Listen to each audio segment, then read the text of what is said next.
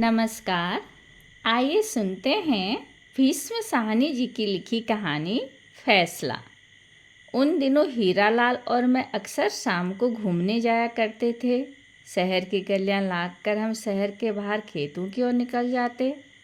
हीरालाल को बातें करने का शौक था और मुझे उसकी बातें सुनने का। वह बातें करता तो लगता जैसे जिंदगी बोल रही है। उसके किस्से कहानियों का अपना फलसफाना रंग होता। लगता जो कुछ किताबों में पढ़ा है सब गलत है, व्यवहार की दुनिया का रास्ता ही दूसरा है। हीरालाल मुझसे उम्र में बहुत बड़ा तो नहीं है, लेकिन उसने दुनिया देखी है। बड़ा अनुभवी और पैनी नज़र का आदमी है। उस रोज़ हम गलियां लांघ चुके थे और बाग की लंबी दीवार को पार कर ही रहे थे जब हीरालाल को अपने परिचय का एक आदमी मिल गया। हीरालाल उससे बगलगीर हुआ। बड़े तपाक से उसने बतियाने लगा, मानो बहुत दिनों बाद मिल रहा हो। फिर मुझे संबोधन करके बोला, आओ मैं तुम्हारा परिचय कराऊं। यह शुक्ला जी हैं। और गदगद आवाज़ में कहने लगा, इस शहर में चिराग लेकर भी ढूंढने जाओ तो इन जैसा नेक आदमी तुम्हें नहीं मिलेगा। शुक्ला जी के चेहरे पर विनम्रतावश हल्की सी लाली दौड़ गई। उन्होंने हाथ जोड़े और एक धीमी सी झेम भरी मुस्कान उनके होंठों पर कांपने लगी। इतना नेक सीरत आदमी ढूंढे से भी नहीं मिलेगा। जिस ईमानदारी से इन्होंने जिंदगी बिताई है, मैं तुम्हें क्या बताऊं। यह चाहते तो महल खड़े कर लेते, लाखों रुपया इकट्ठा कर लेते। शुक्ला जी और ज़्यादा झेंपने लगे। तभी मेरी नज़र उनके कपड़ों पर गई। उनका लिबास सचमुच बहुत सादा था। सस्ते से जूते, घर का धुला पाजामा, लंबा बंद गले का कोट और खिचड़ी मूछें। मैं उन्हें हेड क्लर्क से ज़्यादा का दर्जा नहीं दे सकता था। जितनी देर उन्होंने सरकारी नौकरी की, एक पैसे के रवादार नहीं हुए। अपना हाथ साफ रखा। हम दोनों एक साथ ही नौकरी करने लगे थे। यह पढ़ाई के फौरन ही बाद कंपटीशन में बैठे थे और कामयाब हो गए थे और जल्दी ही मजिस्ट्रेट बनकर फिरोजपुर में नियुक्त हुए थे। मैं भी इन दिनों वहीं था। मैं प्रभावित होने लगा। शुक्ला जी अभी लजाते हाथ जोड़े खड़े थे और अपनी तारीफ सुनकर सिकुड़ते जा रहे थे। इतनी सी बात तो मुझे भी खटकी कि साधारण कुर्ता पाजामा पहनने वाले लोग आम तौर पर मजिस्ट्रेट या जज नहीं होते। जज होता तो कोट पतलून होती, 2-3 अर्दली आसपास घूमते नजर आते। कुर्ता पाजामा में भी कोई न्यायाधीश हो सकता है। इस झेप विनम्रता प्रशंसा में ही यह बात रह गई कि शुक्ला जी अब कहाँ रहते हैं, क्या रिटायर हो गए हैं या अभी भी सरकारी नौकरी करते हैं। और उनका कुशल क्षेम पूछकर हम लोग आगे बढ़ गए। ईमानदार आदमी क्यों इतना ढीला ढाला होता है, क्यों सकुचाता झेंपता रहता है, यह बात कभी भी मेरी समझ में नहीं आई। शायद इसलिए कि यह दुनिया पैसे की है। जेब में पैसा हो तो आत्मसम्मान की भावना भी आ जाती है, पर अगर जूते सस्ते हों और पाजामा घर का धुला हो तो दामन में ईमानदारी भरी रहने पर भी आदमी झेंपता सकुचाता ही रहता है। शुक्ला जी ने धन कमाया होता, भले ही बेईमानी से कमाया होता, तो उनका चेहरा दमकता, हाथ में अंगूठी दमकती, कपड़े चमचम करते, जूते चमचमाते, बात करने के ढंग से ही रौब झलकता। खैर हम चल दिए। बाग की दीवार पीछे छूट गई। हमने पुल पार किया और शीघ्र ही प्रकृति के विशाल आंगन में पहुंच गए। सामने हरे भरे खेत थे और दूर नीलिमा की झीनी चादर ओढ़े छोटी छोटी पहाड़ियाँ खड़ी थी। हमारी लंबी सैर शुरू हो गई थी। इस माहौल में हीरालाल की बातों में अपने आप ही दार्शनिकता की पुट आ जाती है। एक प्रकार की तटस्थता, कुछ कुछ वैराग्य सा, मानव प्रकृति की विराट पृष्ठभूमि के आगे मानव जीवन के व्यवहार को देख रहा हो। थोड़ी देर तक तो हम चुपचाप चलते रहे।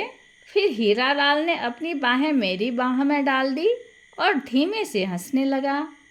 सरकारी नौकरी का उसूल ईमानदारी नहीं है, दफ्तर की फाइल है।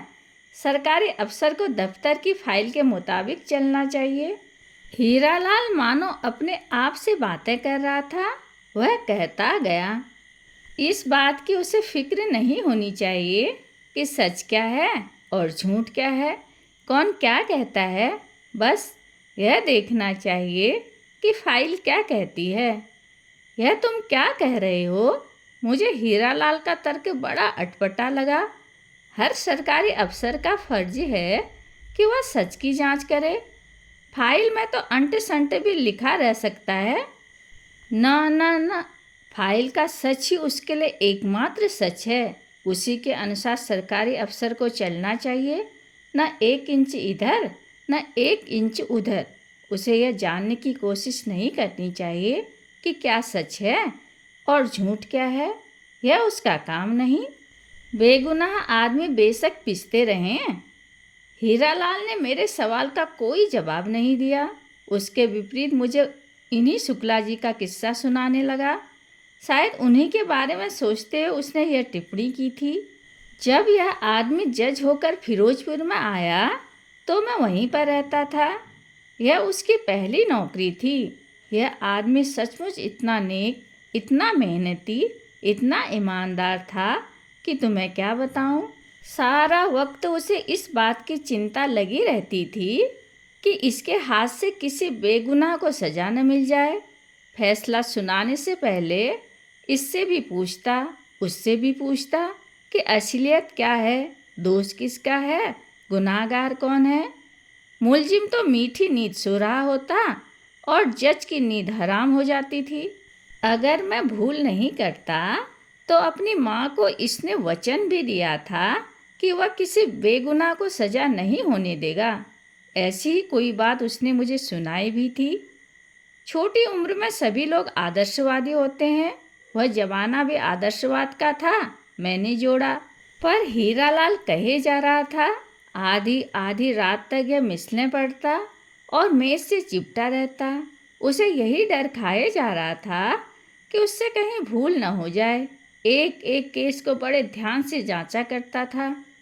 फिर यूं हाथ झटक कर और सिर टेढ़ा करके मानो इस दुनिया में सही क्या है और गलत क्या है, इसका अंदाज़ा लगा पाना कभी संभव ही न हो। हीरालाल कहने लगा, उन्हीं दिनों फिरोजपुर के नज़दीक एक कस्बे में एक वारदात हो गई और केस जिला कचहरी में आया। मामूली सा केस था। कस्बे में रात के वक्त किसी राह जाते मुसाफिर को पीट दिया गया था और उसकी टांग तोड़ दी गई थी। पुलिस ने कुछ आदमी हिरासत में ले लिए थे और मुकदमा इन्हीं शुक्ला जी की कचहरी में पेश हुआ था।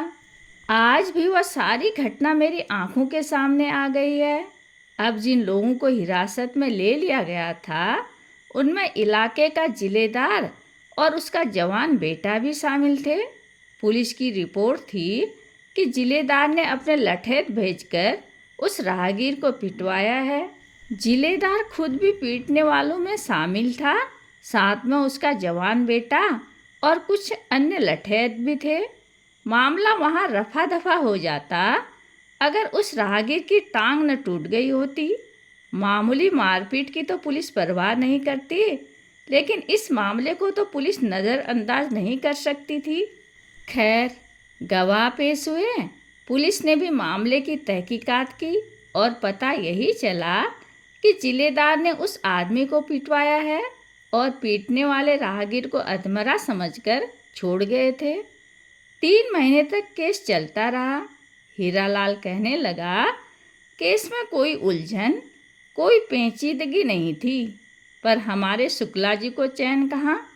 उधर जिलेदार के हिरासत में लिए जाने पर, हालांकि बाद में उसे जमानत पर छोड़ दिया गया था, कस्बे भर में तहलका समझ गया था। जिलेदार को तो तुम जानते हो ना। जिलेदार का काम मालगुजारी उगाना होता है और गांव में उसकी बड़ी हैसियत होती है। यूं वह सरकारी कर्मचारी नहीं होता। खैर, तो जब फैसला सुनाने की तारीख नज़दीक आई तो शुक्ला जी की नींद हराम। कहीं गलत आदमी को सजा न मिल जाए, कहीं कोई बेगुनाह मारा न जाए। उधर पुलिस तहकीकात करती रही थी, इधर शुक्ला जी ने अपने प्राइवेट तहकीकात शुरू कर दी। इससे पूछ, उससे पूछ। जिस दिन फैसला सुनाया जाना था उससे एक दिन पहले शाम को यह सज्जन उस कस्बे में जा पहुँचे और वहाँ के तहसीलदार से जा मिले। वह उसकी पुरानी जान पहचान का था। उन्होंने उससे भी पूछा कि भाई बताओ, अंदर की बात क्या है? तुम तो कस्बे के अंदर रहते हो, तुमसे तो कुछ छिपा नहीं रहता है। अब जब तहसीलदार ने देखा कि जिला कचहरी का जज चलकर उसके घर आया है और जज का बड़ा रुतबा होता है, उसने अंदर की सही सही बात शुक्ला जी को बता दी। शुक्ला जी को पता चला कि सारी कारस्तानी कस्बे के थानेदार की है, कि सारी शरारत उसी की है। उसकी कोई पुरानी अदावत जिलेदार के साथ थी और वह जिलेदार से बदला लेना चाहता था। एक दिन कुछ लोगों को भिजवाकर एक राह जाते मुसाफिर को उसने पिटवा दिया, उसकी टांगें तुड़वा दी और जिलेदार और उसके बेटे को हिरासत में ले लिया। फिर एक के बाद एक झूठी गवाही। अब कस्बे के थानेदार की मुखालफत कौन करे? किसकी हिम्मत? तहसीलदार ने शुक्ला जी से कहा कि मैं कुछ और तो नहीं जानता, पर इतना ज़रूर जानता हूँ कि जिलेदार बेगुनाह है, उसका इस पिटाई से दूर का भी वास्ता नहीं। वहाँ से लौटकर शुक्ला दो एक और जगह भी गया। वहाँ पर उसने जिलेदार की तारीफ सुनी।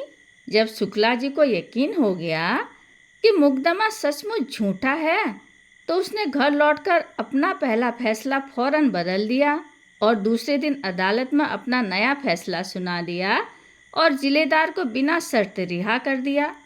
उस दिन वह मुझे क्लब में मिला। वह सचमुच बड़ा खुश था। उसे बहुत दिन बाद चैन नसीब हुआ था। बार बार भगवान का शुक्र कर रहा था कि वह अन्याय करते करते बच गया, वरना उससे बहुत बड़ा पाप होने जा रहा था।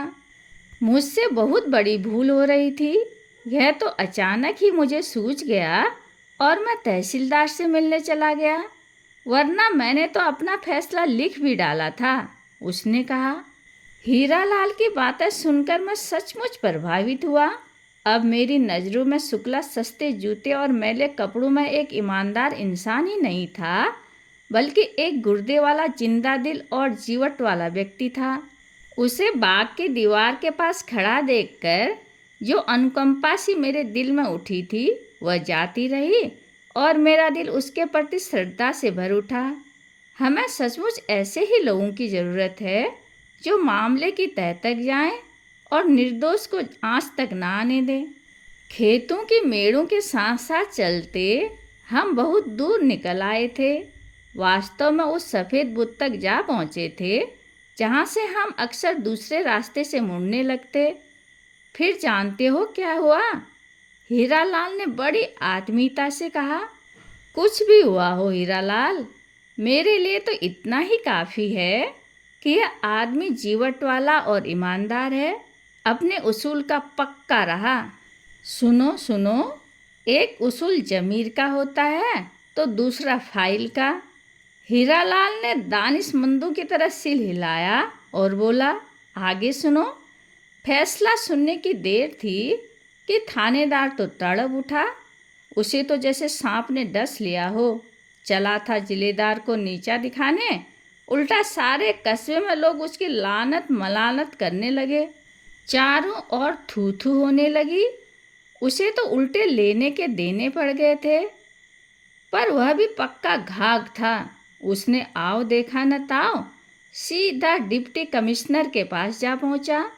जहां डिप्टी कमिश्नर जिले का हाकिम होता है, वहां थानेदार अपने कस्बे का हाकिम होता है। डिप्टी कमिश्नर से मिलते ही उसने हाथ बांध लिए कि हुजूर, मेरी इस इलाके से तब्दीली कर दीजिए। डिप्टी कमिश्नर ने कारण पूछा तो बोला, हुजूर, इस इलाके को काबू में रखना बड़ा मुश्किल काम है। यहाँ चोर डकैत बहुत हैं, बड़ी मुश्किल से काबू में रखे हुए हूँ। मगर हुजूर, जहाँ जिले का जज ही रिश्वत लेकर शरारती लोगों को रिहा करने लगे, वहाँ मेरी कौन सुनेगा? कस्बे का निजाम चौपट हो जाएगा और उसने अपने ढंग से सारा किस्सा सुनाया। डिप्टी कमिश्नर सुनता रहा।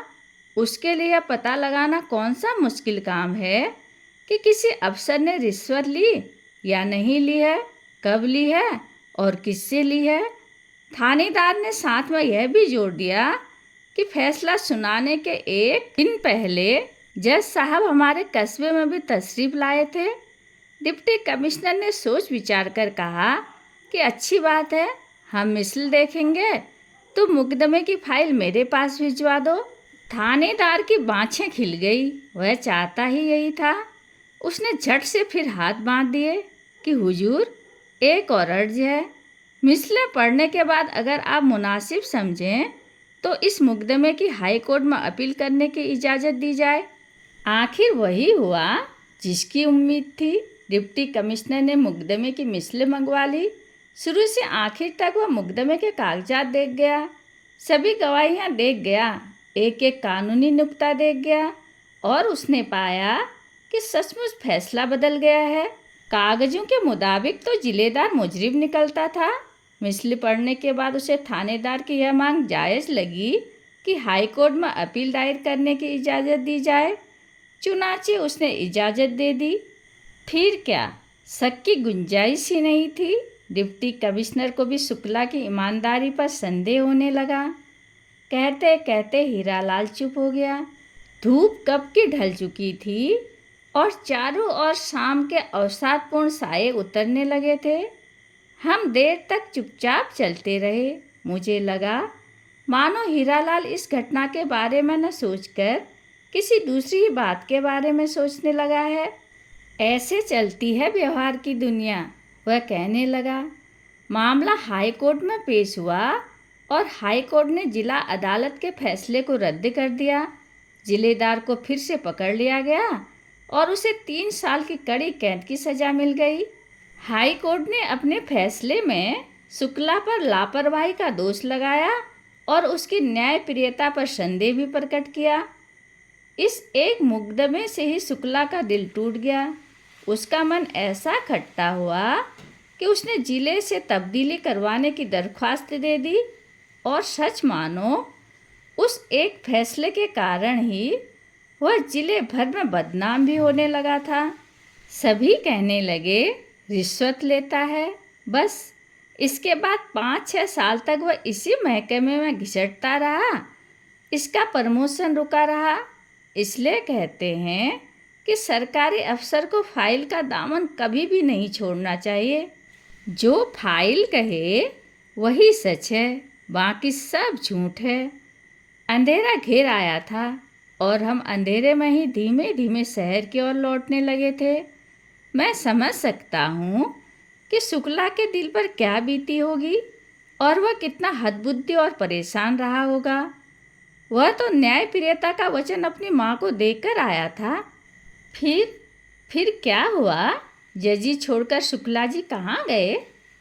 अध्यापक बन गए और क्या, एक कॉलेज में दर्शन शास्त्र पढ़ाने लगा। सिद्धांतों और आदर्शों की दुनिया में ही एक ईमानदार आदमी इत्मीनान से रह सकता है। बड़ा कामयाब अध्यापक बना। ईमानदारी का दामन इसने अभी भी नहीं छोड़ा है।